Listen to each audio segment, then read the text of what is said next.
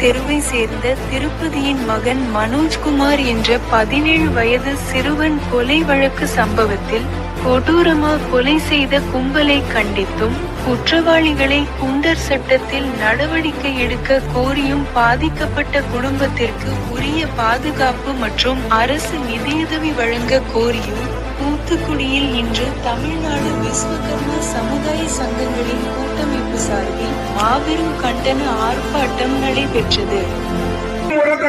உப்பு காட்டில் உறக்கச் சொல்வோம். பாதுகாப்பில்லை, பாதுகாப்பில்லை, பாதுகாப்பில்லை, பாதுகாப்பில்லை. பெண்களுக்கு பாதுகாப்பில்லை, பெண்களுக்கு பாதுகாப்பில்லை. பாலியல் படுகொலை எல்லாம் பாலியல் நடக்குதெல்லாம் இந்த நாட்டில் நடக்குதப்பா, இந்த நாட்டில் நடக்குதப்பா. காத்திடுவோம், காத்திடுவோம், காத்திடுவோம், காத்திடுவோம். விஸ்வகர்மா சமுதாய நீதி, விஸ்வகர்மா சமுதாயத்தின் பாரம்பரியத்தை காத்திடுவோம், பாரம்பரியத்தை காத்திடுவோம். நீதி வழங்கு, நீதி வழங்கு, நீதி வழங்கு, நீதி வழங்கு.